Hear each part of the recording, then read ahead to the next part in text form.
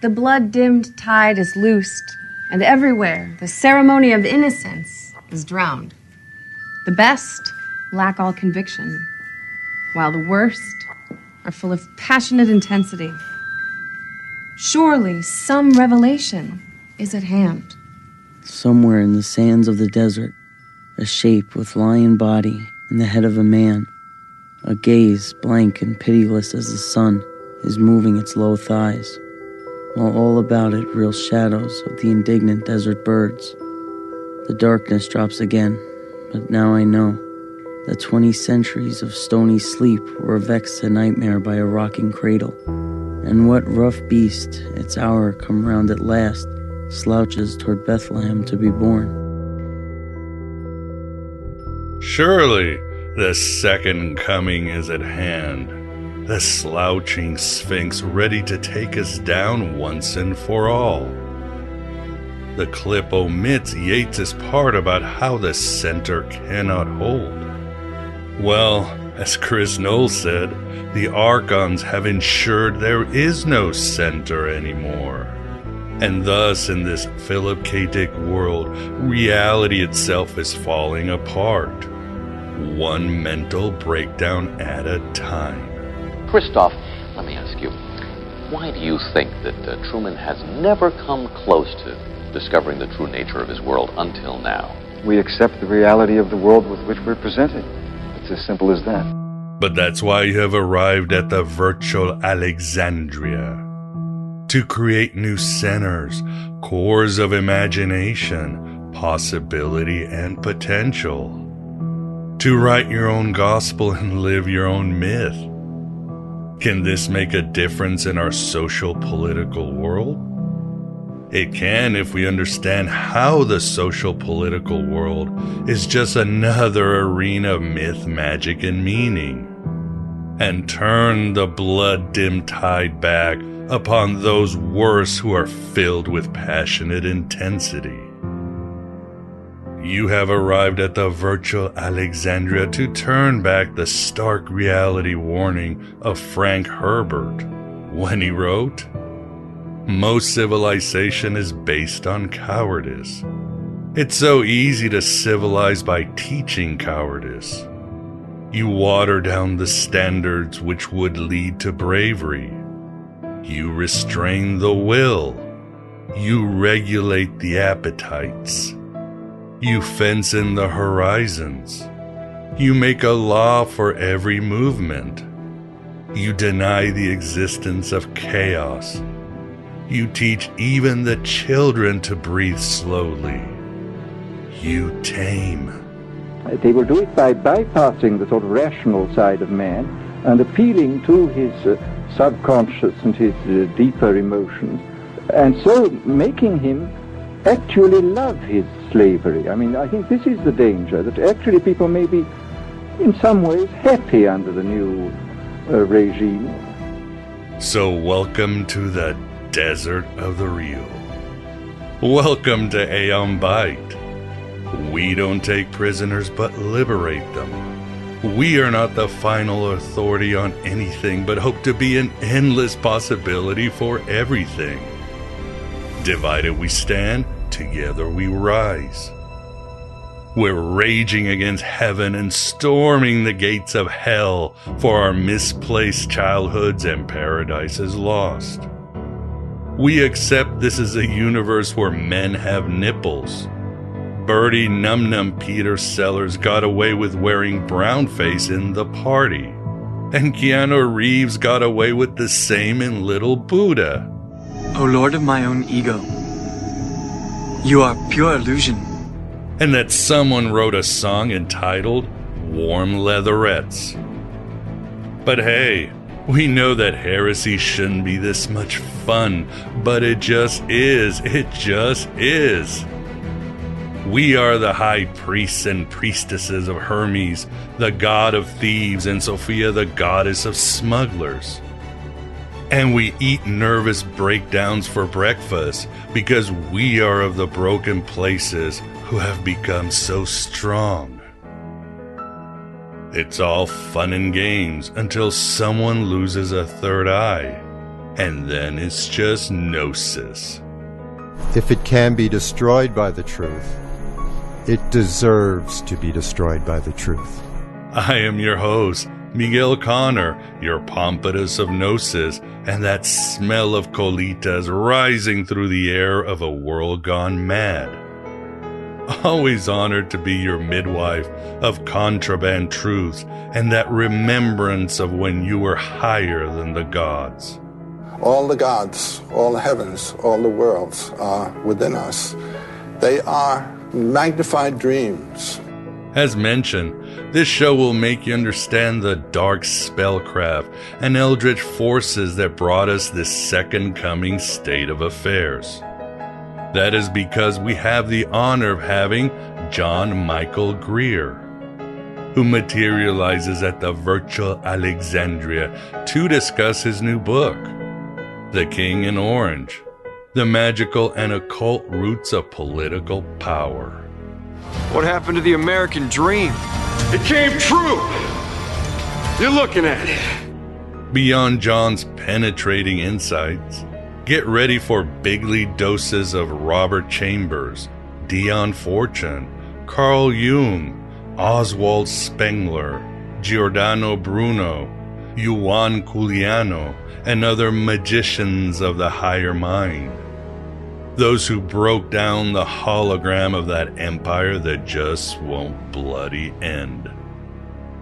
I should mention too that for the audiobook version of The King in Orange, I am the voice narrator.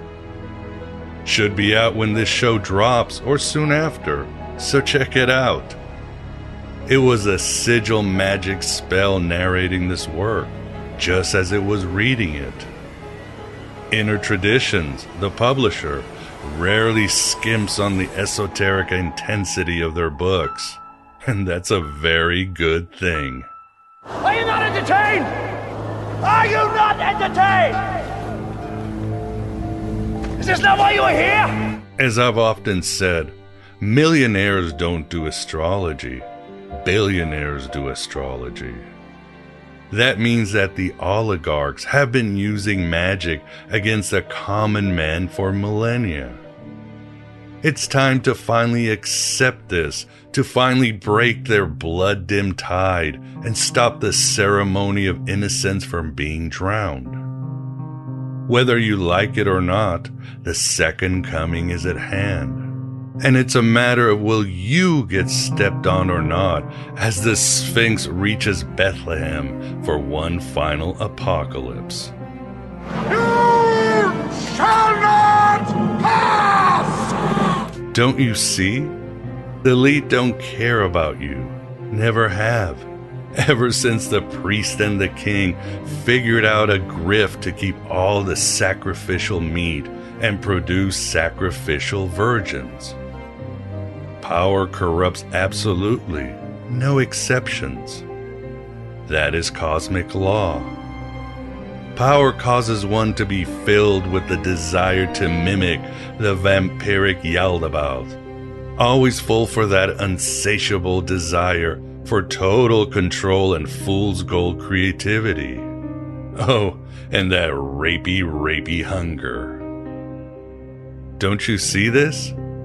As above, so below. And thus all our institutions are hopelessly compromised because they are an extension of the God of this world. This world you made will always be broken. Just like you. I mean, as Gordon White said, tyranny can only thrive in centralization.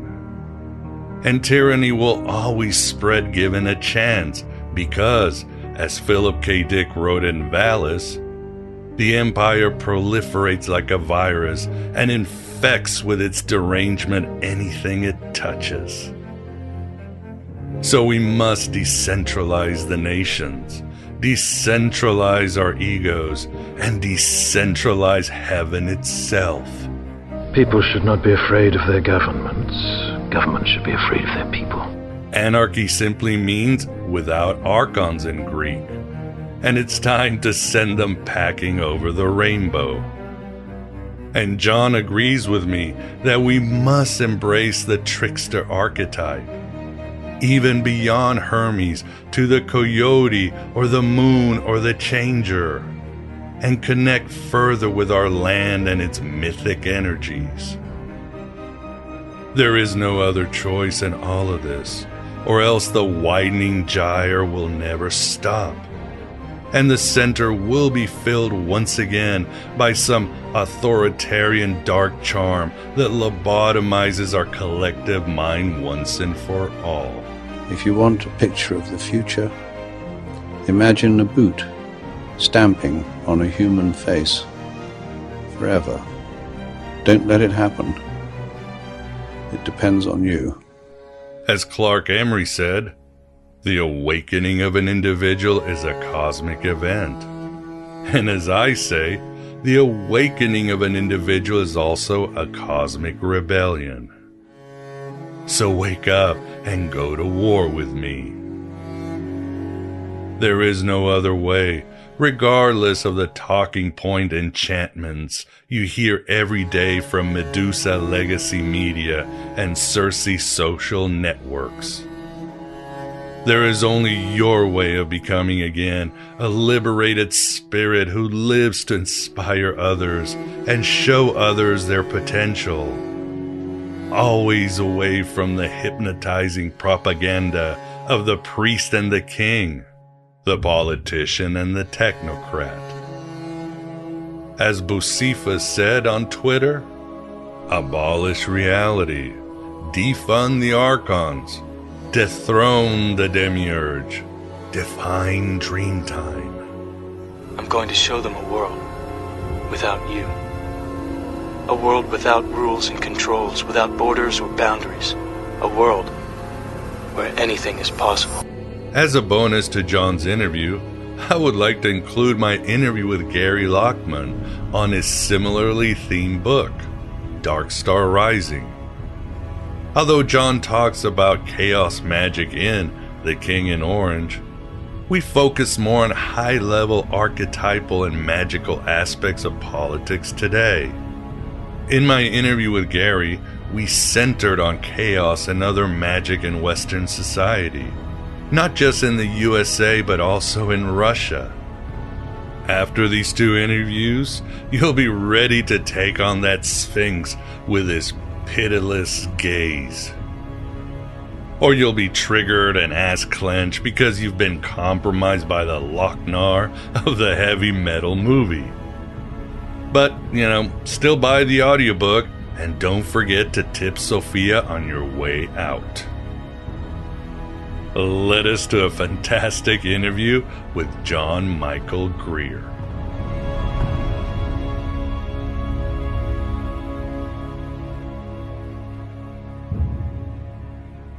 This Constitution is nothing but a license for oil companies and foreign interests to destroy my beloved Wadiya. Wadiya will remain a dictatorship. Oh, be quiet. Why are you guys so anti-dictators? Imagine if America was a dictatorship.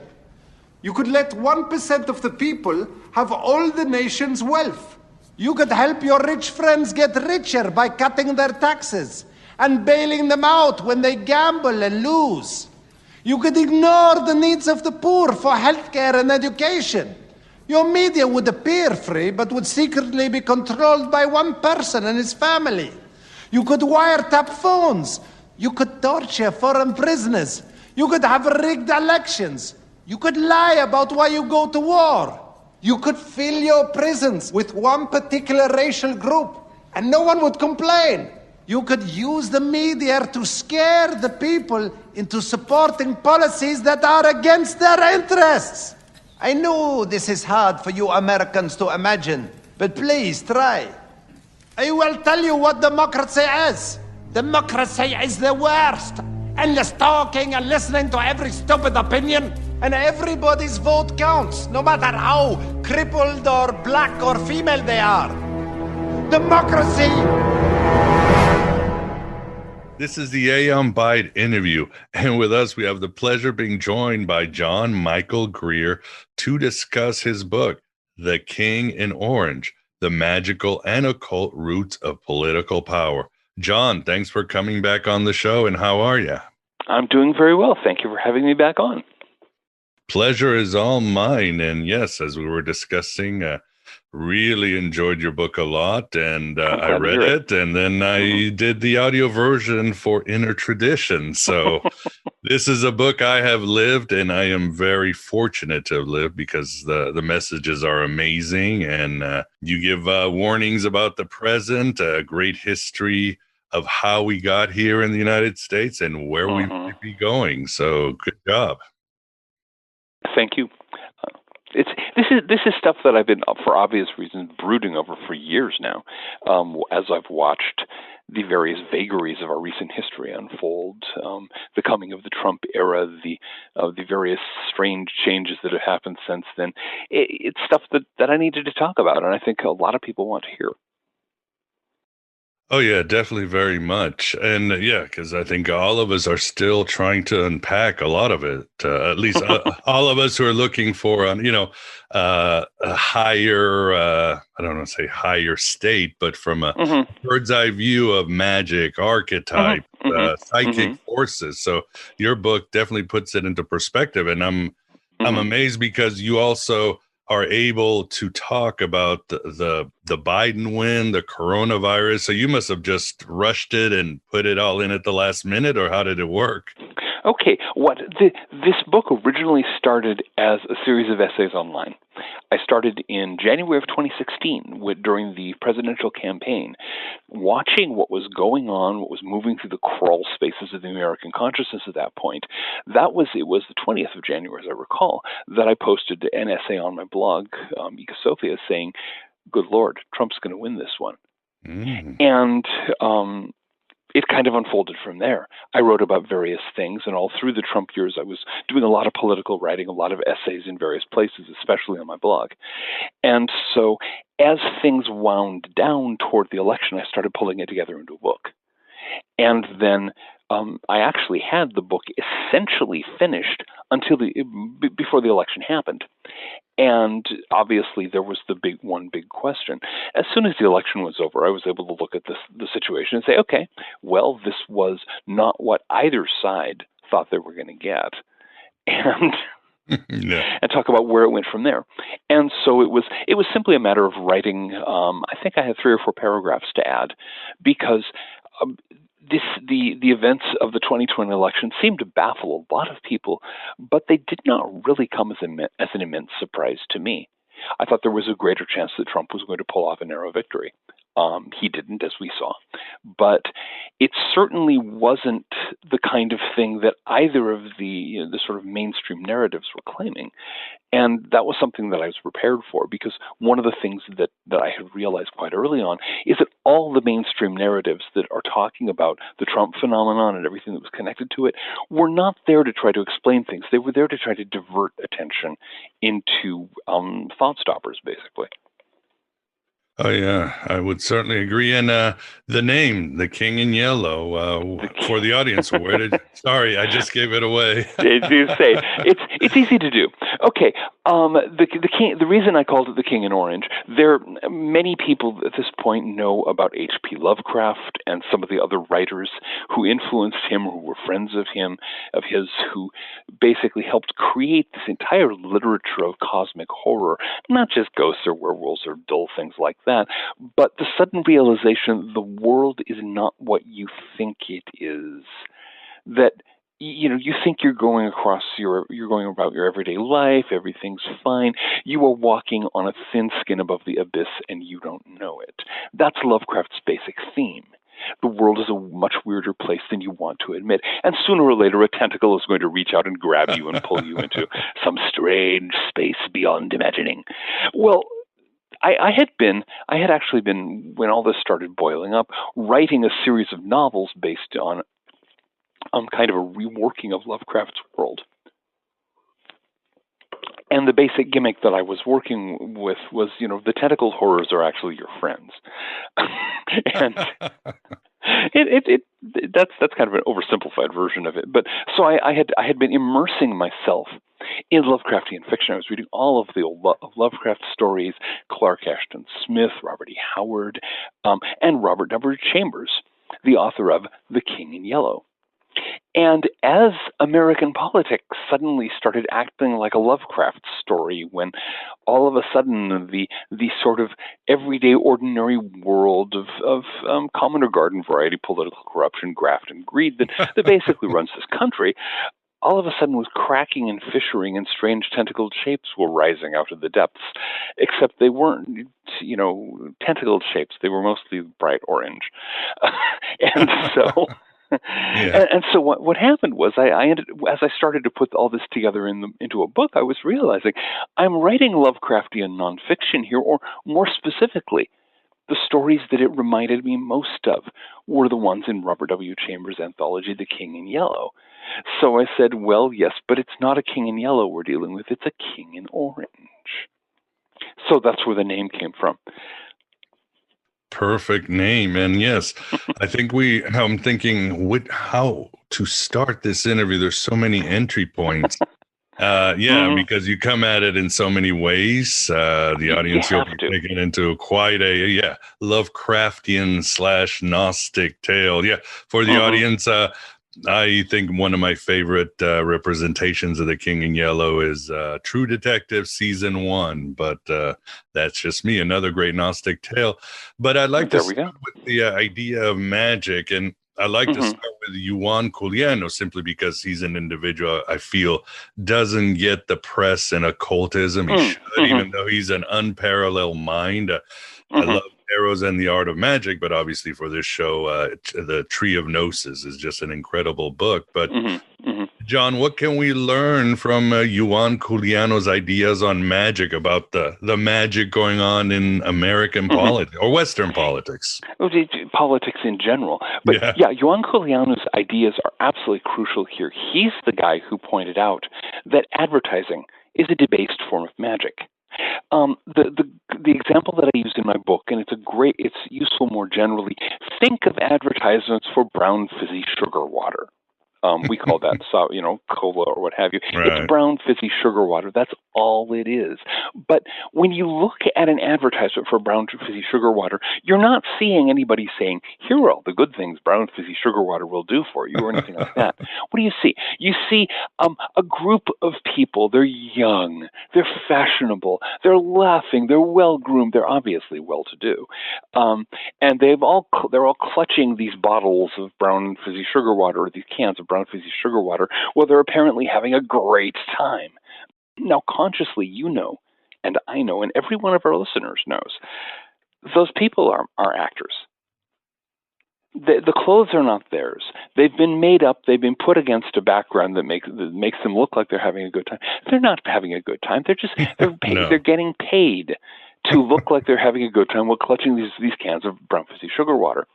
And yet, that ad is a magical spell. That ad is a whammy that they are putting on you to make you think at a subconscious level, wow, if I rot my teeth with brown fizzy sugar water, I'll be like them. I'll be young and handsome and happy and well-groomed and well-dressed and obviously well-to-do, and I'll have, some gorgeous guy or chick, as the case may be, clinging to me as I guzzle my brown fizzy sugar water. Again, consciously, we know that's not true. Unconsciously, that's what the advertisement is supposed to do. It is there to make you stupid. It is there to shape your thinking so you'll waste your money and rot your teeth on brown fizzy sugar water, which tastes like carbonated prune juice anyway, but, we won't even have to get into that. You see, that's was Culiano's one of his many great insights, that advertising is simply cheap sorcery. It isn't. Let's back up a little bit here and start with the definition of magic. Good idea. The one that I like using is the one that Dion Fortune introduced, which she was obviously riffing off of one of Aleister Crowley's ideas, but that's par for the course.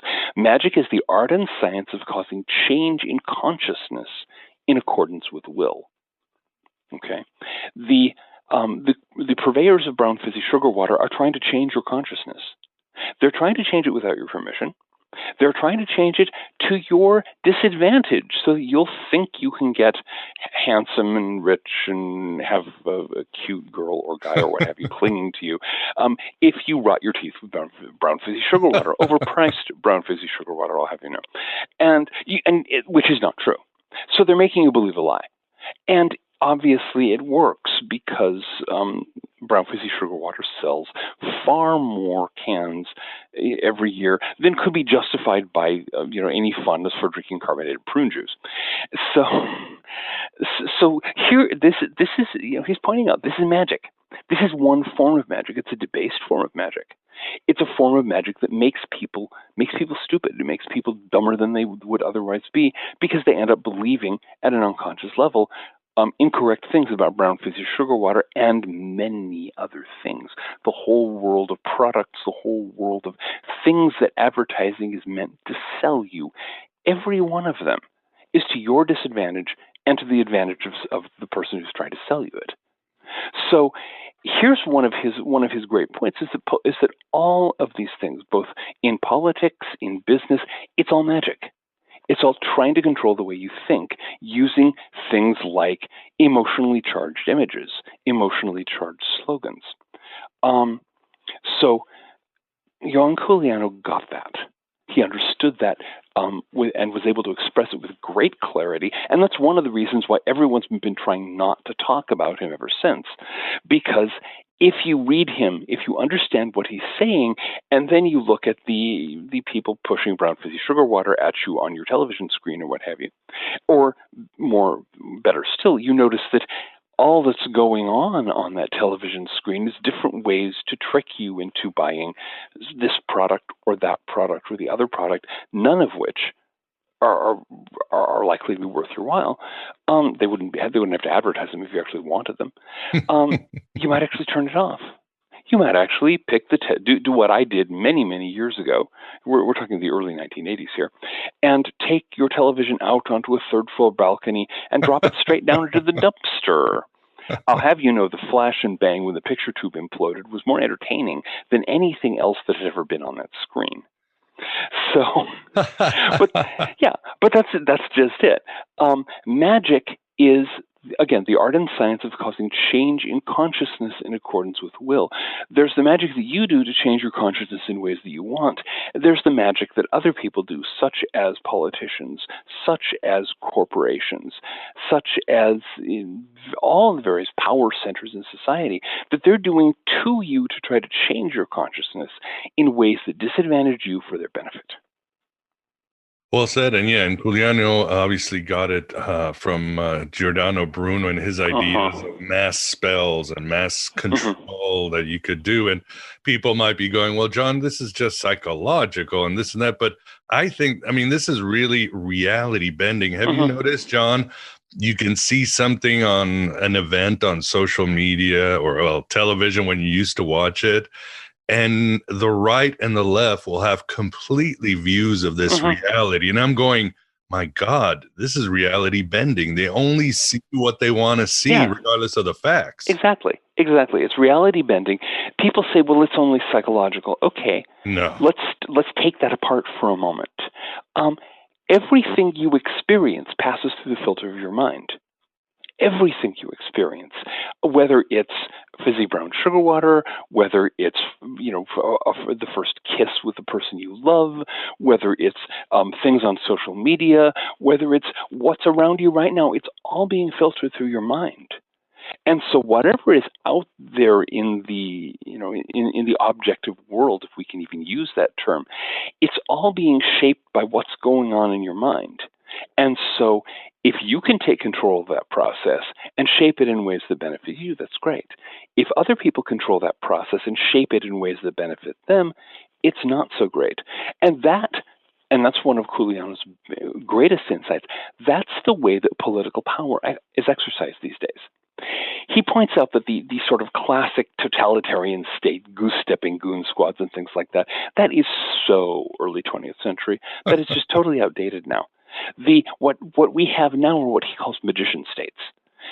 nations and societies that control people by controlling information, by controlling their consciousness, by making them think that there's no real alternative to the present, and so they should just sort of go along and do what the nice, buy the nice product that the nice man on the nice advertisement tells them to buy, or buy the politician that the nice man in the nice advertisement on the nice television tells them to buy. One of the things that made the 2016 elections so unnerving is that system broke down. The magic faltered. The magic failed. Mm-hmm. And now partly that was Hillary Clinton. Hillary Clinton is an extreme... human error. This is more of a bumbling, shoot yourself in the foot. Mm-hmm. I mean, I've watched presidential campaigns since Richard Nixon's first run. I was fairly young then. But I have never seen a more incompetent campaigner than Hillary Clinton. And I don't just mean that she was bad at speeches, she was horrible at speeches. I mean, during the 2016 run, she would do these big attempted rallies where she have all these Hollywood music stars to try to get people in, and they'd all come in and listen to the stars and then walk out as soon as she started to talk because she was so dull. But that it wasn't even that. It was that her entire campaign never actually took seriously the fact that she had to give people a reason to vote for her.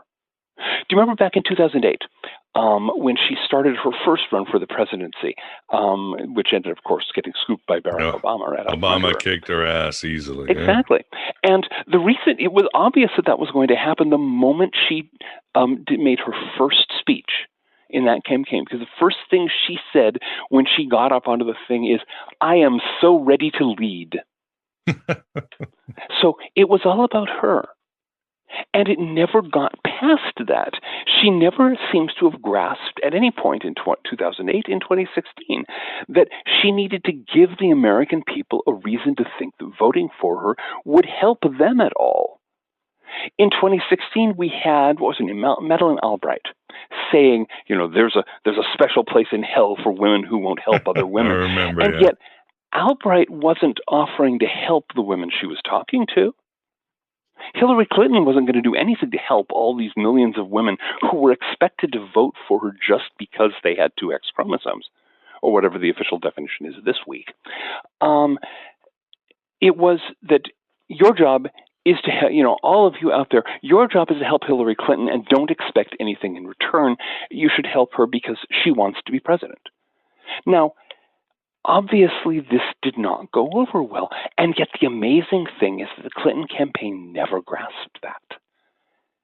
Over and over again, they acted as though the American electorate was a vending machine, and they put in their quarter, and were pounding on tapping on the button, trying to get the vending machine to cough up the candy bar, and it wouldn't cough it up.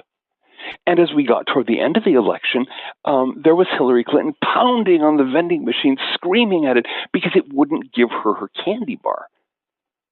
Because it had never occurred to her. I don't think it's occurred to her yet that you can't. The electorate has its own interests, its own agenda, its own desires and hopes and dreams and fears, and you have to talk to them, not. You have to listen to them. You have to interact with them, not just push buttons and expect to get a nice shiny presidency out of the vending machine. And so, right there, you saw one of the ways in which the magic has broken down, because it's not just Hillary.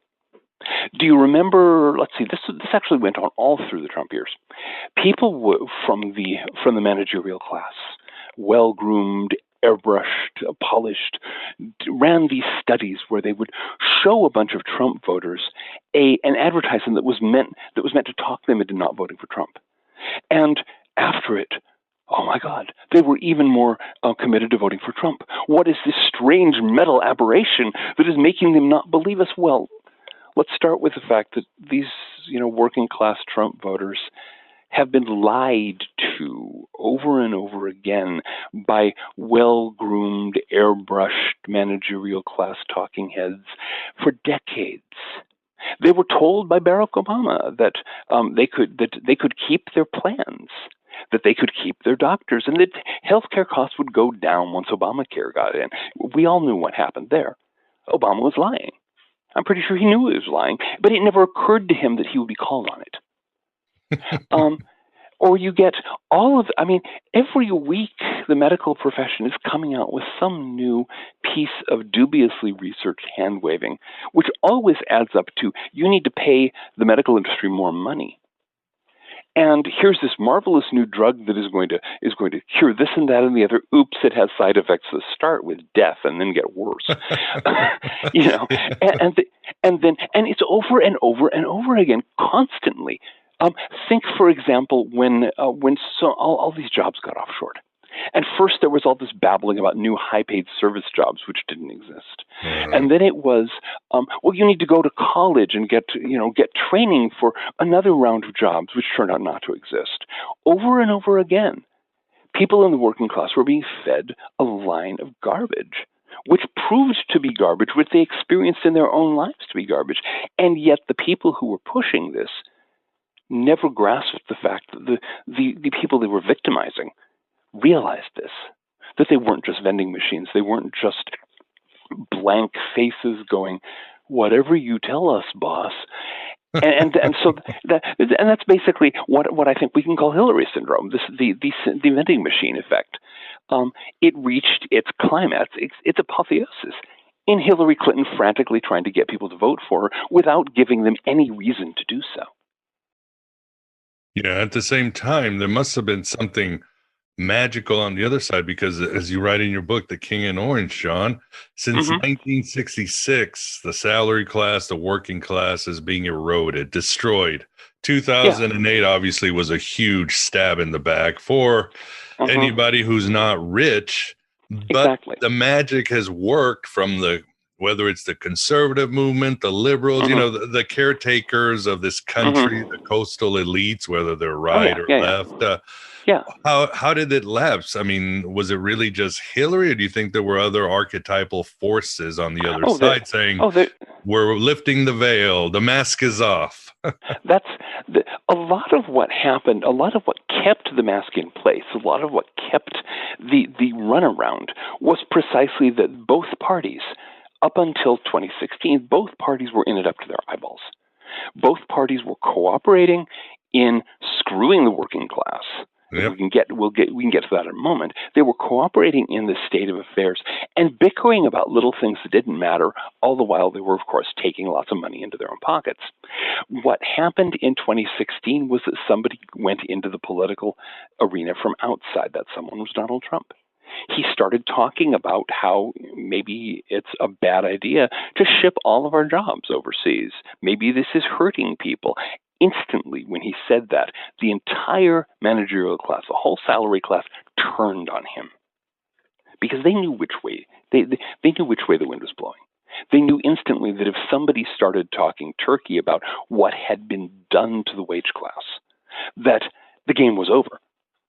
And you'll remember in 2015, 2016, as Trump's campaign got going, the media was one long catcall, coming up with one excuse after another why, of course, nobody will ever vote for Trump, there's blah, blah, blah. And guess what? That, again, the magic didn't work. It's very much like think fairy tales of the Rumpelstiltskin type. You have this magical being who can keep everybody in this incredibly miserable situation as long as nobody speaks its name. And the moment the clever girl says, I know your name, it's Rumpelstiltskin, the spell is broken.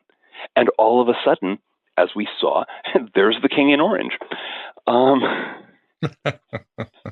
Now, the crucial thing here, the absolutely crucial thing here is precisely the point you made about what I call the wage class, the people in America who make an hourly wage usually without benefits. They have been destroyed.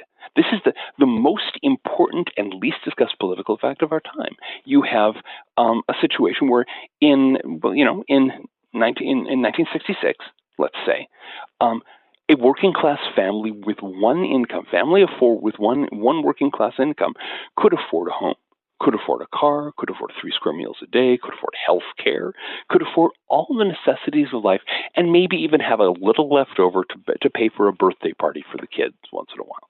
Okay? In 2016, 50 years later, a family of 4 on one working class salary was living on the street. And an enormous number of people couldn't get one full-time working class salary because so many jobs have been offshored and so many jobs have been knocked down to part-time level. That we had the destruction of an entire class, the entire wage class, have been devastated by this. Millions of small towns, just the whole landscape of America outside of the coastal bubbles have been ravaged by this, and nobody was willing to talk about it because the managerial class had profited from these things, and so they didn't especially want to talk about the fact that they had enjoyed the benefits of a set of process that had sent tens of millions of Americans into misery and poverty. Yeah, and here we are. And here we are. At the same time, once Trump won, the managerial class still didn't accept their defeat. They went into a complete denial, virtue signaling, divide and conquer, manufacturing thing. I mean, is this, I guess, as you read in your book, it was one of the stages of grief of denial. So therefore, they were going to make up, it was going to be Russia or whatever. Well, or people are stupid. We're just stupid. or racist. We've got to blame it on racism. It cannot have had any other cause but bad people doing bad things. It was really fascinating in the months after the election. I knew a lot of people who voted for Trump. I talked to them. I asked them why they voted for Trump. They told me it wasn't any of the reasons that they got on the media. And I happen to know that a lot of people talked to reporters and things like that and said, no, that wasn't the reason. It was this, and this. But the media was having none of it because they had to insist that the only reason anybody could have voted against the continued domination of the salary class, the continued domination of the managerial state, was because they were evil. and so that was just part of, yes, it was denial. It was also a frontal attack to try to stop this process that was risking the overthrow of the managerial class's control of American politics and society. And that's, it did not take any particular amount of effort to find out that the whole racism shtick, or Russia, yes, it had Boris Badenov and Natasha personally cast all those votes for Trump. The whole point was, again, to distract things, to diffuse, to hide, to veil, to negate the actual reality. When I talked to people who had voted for Trump, I basically got 4 reasons. First, actually the most common was the risk of war. An enormous number of people had watched Hillary Clinton swaggering around talking about making the Russians get out of Syria, talking about playing hardball with the Russians and forcing a no-fly zone. The Russians were there with troops, with guns, with planes. They were showing no signs of backing down. An enormous number of people from the working classes, many of whom had families in the military, were going, I don't want my son to come home in a body bag from yet another war of choice that the salary class has decided, oh, cool, why don't we have a war? We won't suffer. It's everyone else. It's other people who will die. And so that was the most common reason stated. I think it was quite a reasonable one. The second was, let's see, this. Oh, where am I? I'm trying to remember the list here. Another was illegal immigration. No, that was the third. The second one was the Obamacare disaster. Oh yeah, you're right. An enormous number of people belong to the category, the very, very large category, of whom I'm one, by the way, who made too much to benefit from subsidies and not enough to afford Obamacare. I mean, it would have cost me more per month to get health care get the cheapest Obamacare coverage for myself and my wife, coverage so bad that it would have had a $6,000 deductible and 40% copays. Okay, wow. Would have cost more each month than our mortgage. Wow. Okay, and the thing is, we weren't alone. I knew a lot of people in the same boat. There are many, many people in the same boat. And so and of course, it had been ratchet, and the premiums had kept on ratcheting up year after year. And everyone was going, well, everyone in power was going, what's the problem? Just pay your premiums, end up on the street. Yeah. And so, a lot of people voted because of the Obamacare disaster. The third was the issue surrounding jobs. And that's a complex one because you've got illegal immigration, not immigration in general, but illegal immigration bringing in a huge class of non-citizens who have no legal rights, who can be made to work at sweatshop wages under any conditions you want, to drive down wages and benefits and working conditions for everybody. You have offshoring. You also have the regulatory state. One of the things about federal regulations is that it benefits big business against small business. Big business always has enough lawyers. They can maneuver all this stuff. Small business can't. Small business produces more jobs. So all these things are a way to decrease the number of jobs and increase the number of people competing for them, driving down wages to starvation levels. That was a huge issue. Nobody wanted to talk about it. And then the fourth one was simply, I know a lot of Democrats were incensed by the way that Hillary Clinton stole the 2016 nomination from Bernie Sanders. Right. They were convinced that Sanders would have won easily if it had been honest, and they're convinced that he also would have cleaned Donald Trump's clock in no time. I think they're right. I think so too. But because Hillary basically stole the election stole the nomination with the help of the Democratic Party apparatchiks, they were going to vote for Trump purely to teach the Democratic Party a lesson. And so those were the four reasons why people I knew voted for Donald Trump. None of them had to do with racism. And the claims that it was all about racism and Donald Trump is an evil racist and how could blah, blah, blah. It was, again, evasion, diversion, magic. Basically an attempt to raise a smokescreen, a cloud of denial and illusion to hide the fact that the managerial class had been caught out engaging in some very unsavory behavior. Yeah, I want to continue with the magic because, again, the magic continued in the 4 years before, as your book talks about. We've got, Keck and Chatelet and the rise of chaos magic. But during the Trump era, as everybody was girding their loins and attacking Trump because he was, I always laugh because they say, we defeated fascism. And I'm like, well, how do you vote out fascism? Am I missing something in history? I mean, I thought that's not how it works, is it? But no. Fascism is enough of those buzzwords. Yeah, magic words. Yeah, one of those magic words. People use fascism to mean whatever I hate. The funny thing is that George Orwell, who's kind of a specialist in this, the author of 1984, where he had an essay where he talked about the fact that already, this is in the 1940s, language had been so debased that the word fascism just meant whatever I hate, something of which you ought to disapprove. And he was right. Donald Trump is not a fascist, not in any meaningful sense of that word. But that word was used, it was abused, it was deliberately deployed by people who are burning books, by people who are marching down the streets in black uniforms and beating people up and torching buildings. Who are the Nazis here? Don't ask that question on the mainstream media. Yeah, exactly. Yeah, at the same time, through all this chaos and chaos magic, you talk about how you think chaos magic is like light beer, but that's your opinion. There's no point arguing about what kind of beer you like. I know people who like light beer. I know people who practice chaos magic and get good results from it.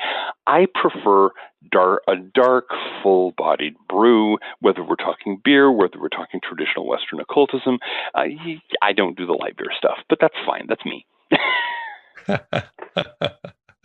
But at the same time, you also had Magic the Resistance, and you write about, I remember you actually were, a lot of this you blogged about. I mean, made it to your book, I was watching this flustered cluck unfold. Now, the magic resistance is fascinating because there was almost nobody doing magic against Donald Trump before the election because almost everybody in the privileged classes was convinced that, of course, Hillary Clinton was going to win. Nobody could possibly vote for Trump. They convinced themselves of this. Not bright. But so you had these wails of outrage. You had these comprehensive meltdowns, and as soon as the screaming declined 20 or 30 decibels or so, you had these various people from the leftward end of things who were doing these big magical workings to try to stop Trump. And it was really interesting because to begin with, on average, there are exceptions, there are important exceptions, but on average, magical practice in modern America is much more often associated with the political left than with the political right. Oh, yeah. You've got the Wiccan scene, you've got the goddess worship scene, you've got most of American Buddhism, which strays into magic more often than you might think. You have this whole realm of popular magic, which is almost all associated with people on the left. And so you'd think that they would have an overwhelming advantage. And they would have if they'd paid attention to the basic principles of magical theory. And there are two specific points here. The first was that the magic resistance, when they wanted to do a spell, they splashed it all over the internet. You had articles on the Medium giving the full text. You had everything out there. It was all done very publicly. If you want to do successful magic, you do not do that. Eliphas Levi, who launched the modern magical revival back in 1854, used to say there are four necessary virtues in magic: to know, to dare, to will, and to be silent. One of my teachers back in the day used to say to know, to dare, to will, and to shut the up. And he's right. It's partly, if you've ever been involved in any creative work, if you've ever written like written stories or composed music or poems or anything, the more you talk about it, the less you get done. You bleed off the energy. But also, in a situation like this where there were plenty of people on the other side of the conflict who were perfectly willing to cast spells to monkey wrench yours, putting all your spells out there on the internet was about the same as doing a poker game and then showing everybody else at the table what you had in your hand. You do that, you lose, and they did. So that was one of the problems that they had. That was a severe problem. The other problem was in many ways even more important, which is that they were too busy focusing on stopping Trump. They had no positive agenda at all. And this is crucial. Dion Fortune, who I mentioned earlier, led an effort in the British occult community to counter the Nazis back during the Second World War. And she succeeded. It was a very successful magical working. And one of the things they did not attack the Nazis. They built up magically the consciousness of Britain.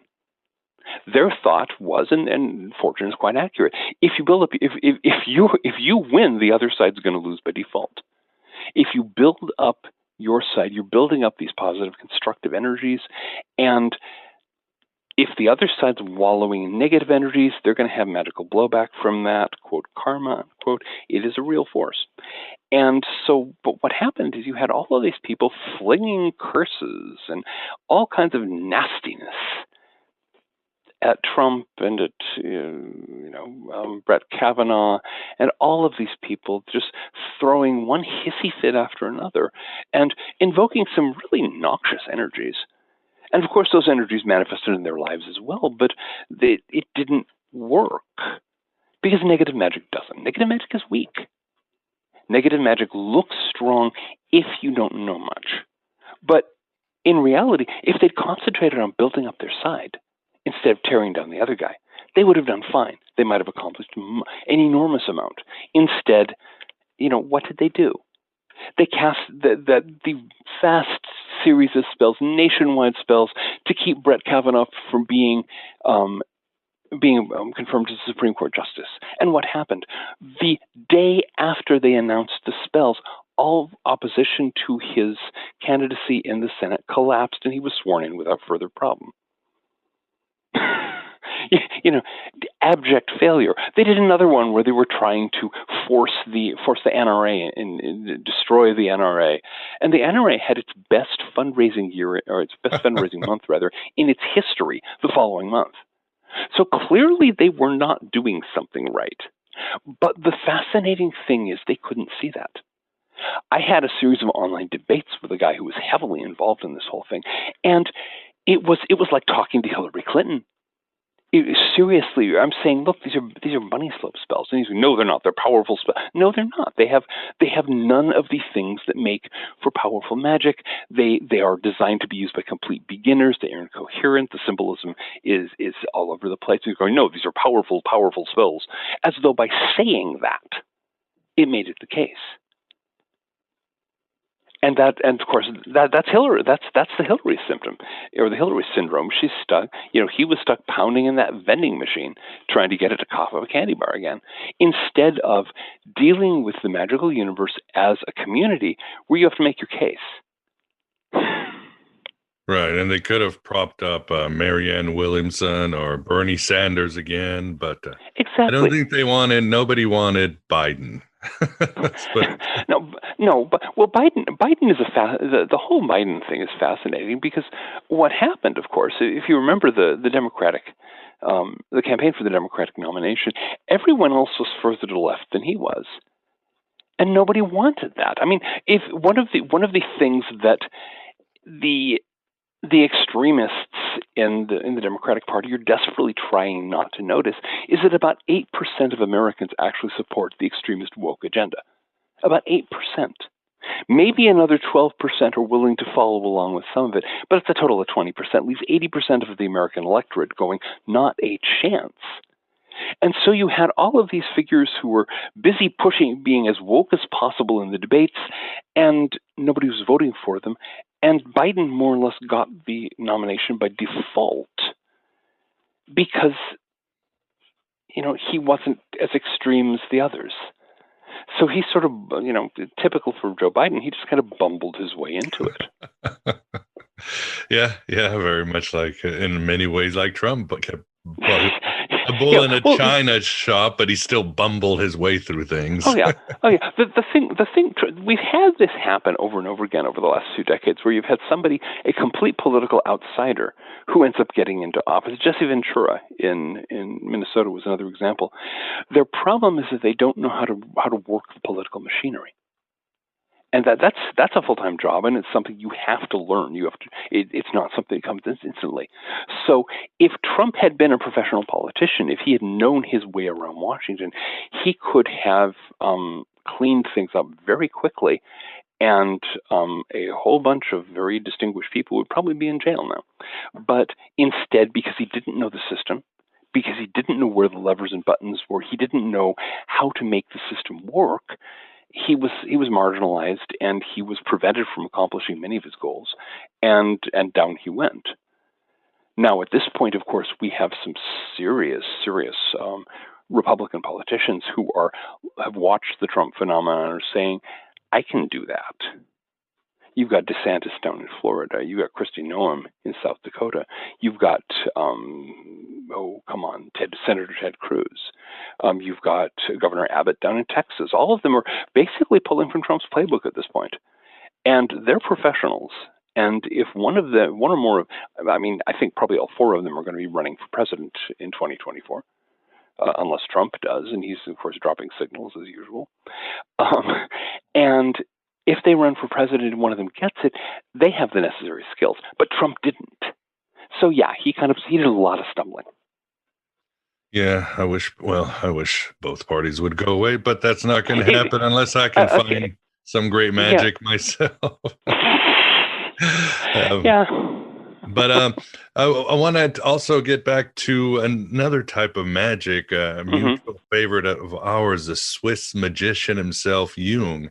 John, how does Jung help us? And I know that's an obvious one because I have talked so much on this show with Jungians about this is the great era of projecting your shadow. I mean, Jungian analysis, who are Democrats, are like, why does ever stop projecting on Trump? Trump is a great receptacle where we can show our anger, but also our hopes. I mean, false hopes. Exactly. Oh yeah. No, Donald Trump was a walking, talking screen onto which people projected the most amazing array of things. Yeah.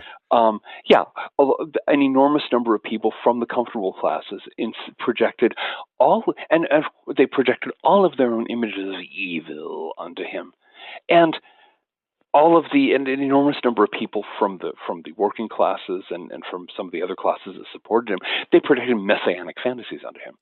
Now, the thing always, as you know well, the thing that you can always tell from a shadow projection is that it's your shadow that you're projecting. People always project what they can't stand about themselves. And so the people who were all shrieking fascist, racist, or what have you at Donald Trump, you know what they're saying about themselves. Mm-hmm.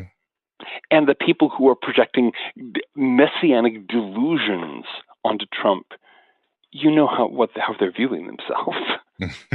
And so he's very useful in that. He's been very useful in that way, in that he allows us to see the psychological dysfunctions of our age to an astonishing degree.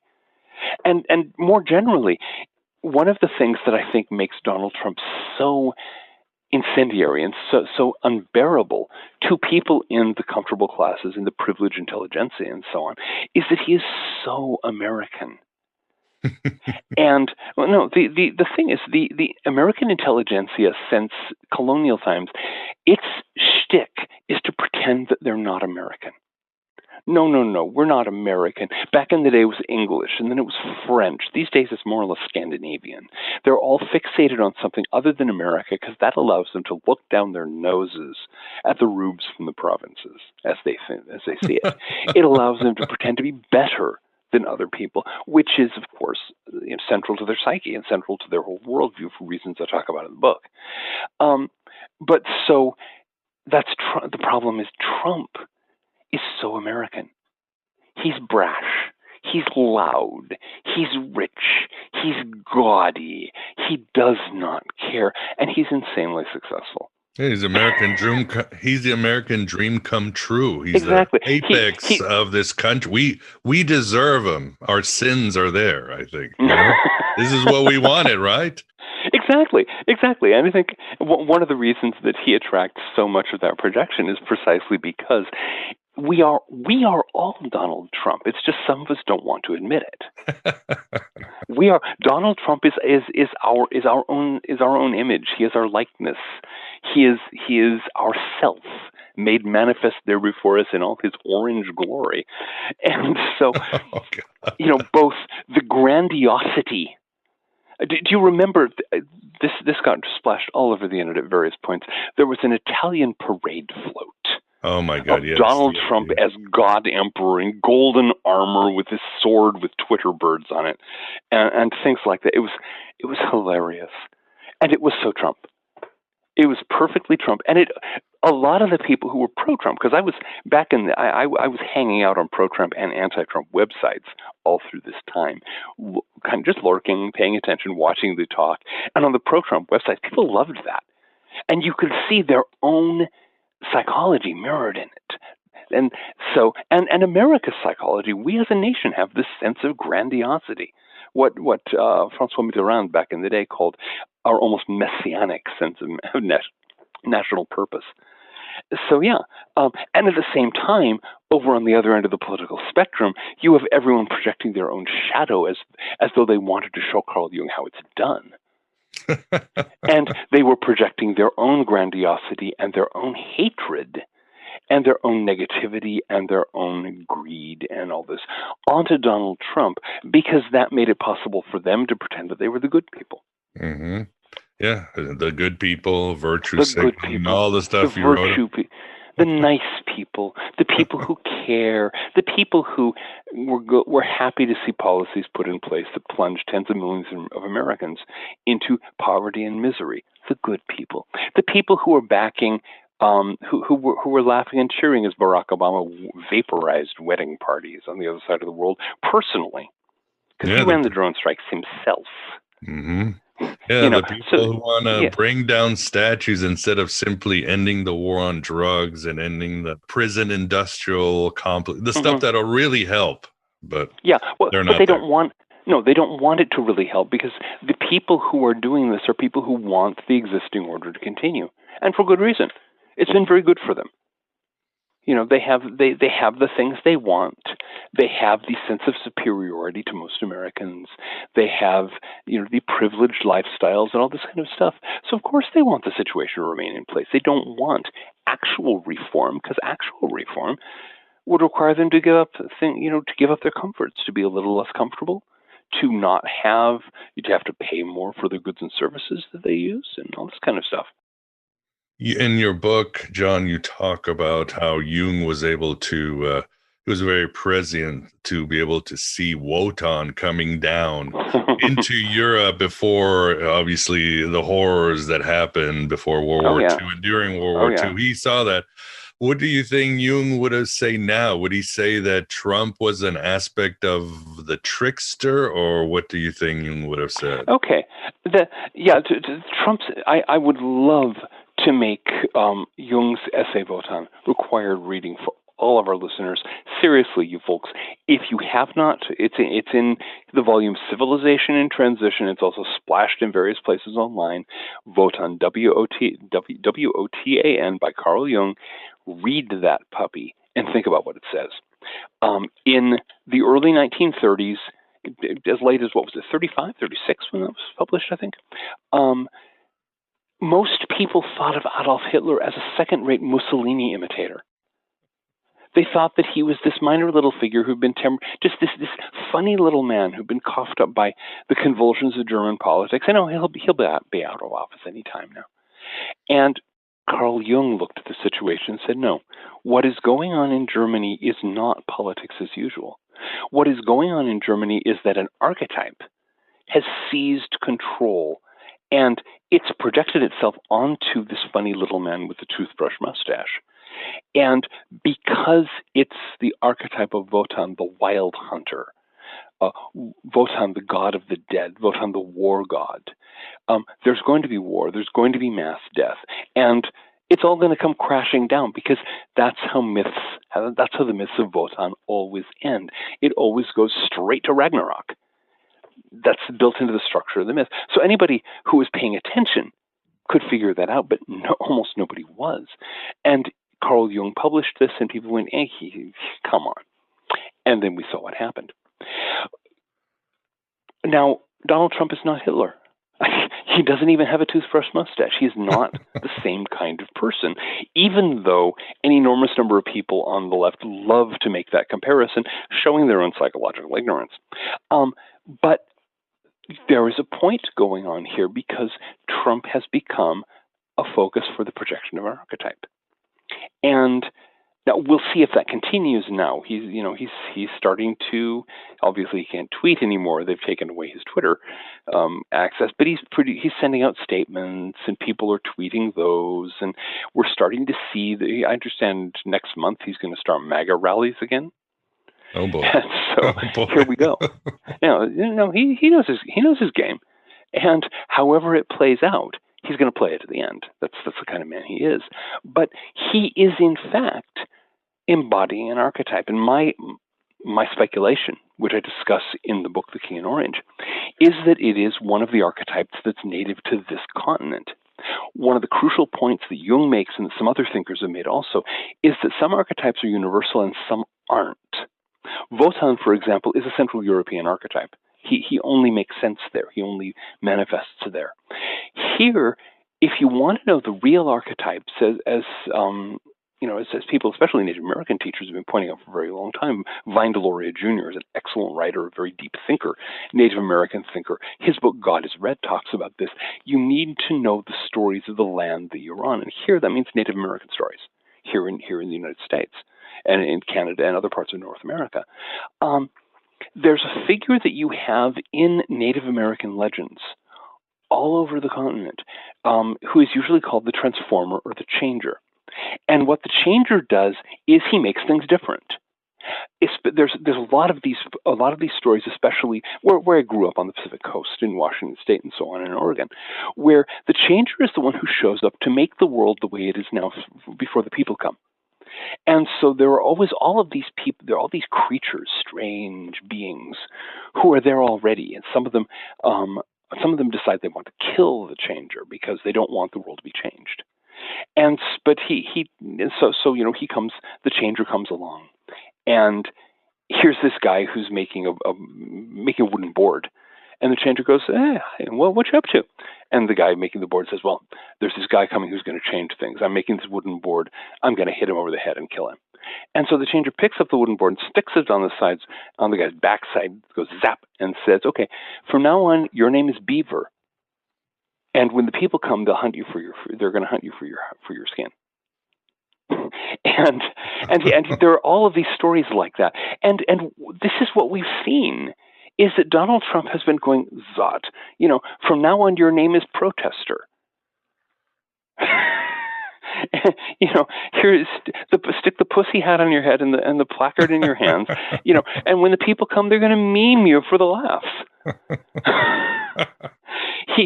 He is one of those transformative figures who is in the process of changing the country into something different.